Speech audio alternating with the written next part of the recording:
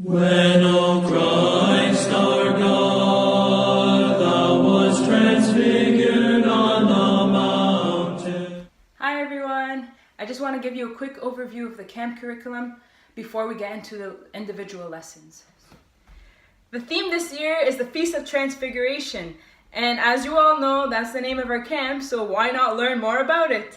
This story can be found in 3 Gospels, Matthew, Mark, and Luke. It's not found in the Gospel of John because that Gospel is a theological Gospel and it's already the whole Gospel is about the story of the Transfiguration.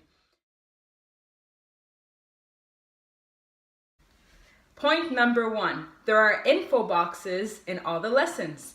They are literal boxes. When some of them say fun facts, some of them just have information in it. Read those, they are for you. They are little nuggets to share with the campers. I hope you enjoy them. Point number 2, I inserted some Vesper hymns and some Matin hymns in all the lessons just to show that everything we're teaching the kids in these lessons is already written in the hymns of the church.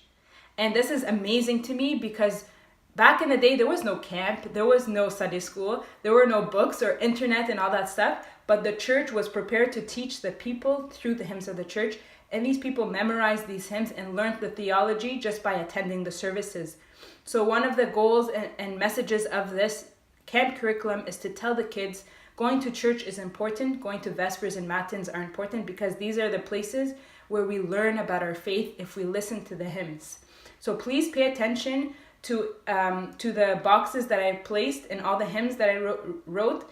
Sometimes I would put arrows to explain why I chose that hymn in specific. The lines that I want you guys to pay attention to are in bold. So please make that comparison and teach this lesson to the campers in every lesson you guys teach. Point number 3, everything that's important is highlighted in yellow, and every note that I wanted to convey to you is written in italic. A lot of things are bolded if I want them to pop out of the page, or they have different colors, background, or anything. I really try to use color in this curriculum to help you go through the lesson, read it, and be interested in it, first of all, so that you can get the campers interested in it.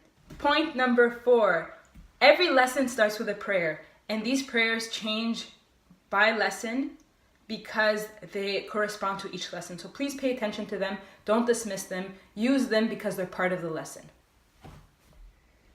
Point number 5, every lesson starts with an introduction and ends with a conclusion.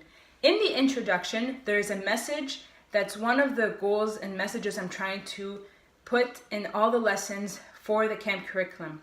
I want counselors and campers to understand that this Feast of the Transfiguration and all the feasts that we celebrate in church is not something that we remember in the past or something that happened 2,000 years ago.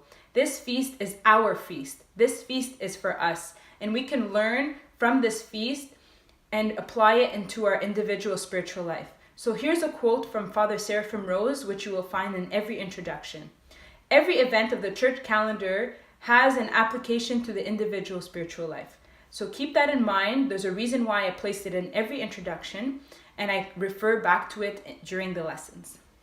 For the conclusion, every conclusion has a summary of the lesson, review questions, and challenges. There are also sometimes another information box, kind of a fun fact, like one of the lessons talks about why we bless grapes during the Transfiguration. Hopefully, I've covered a lot of material in these 5 lessons for you to have extra material and for you also to learn as counselors and to share this information not only during morning program, but throughout the week at camp.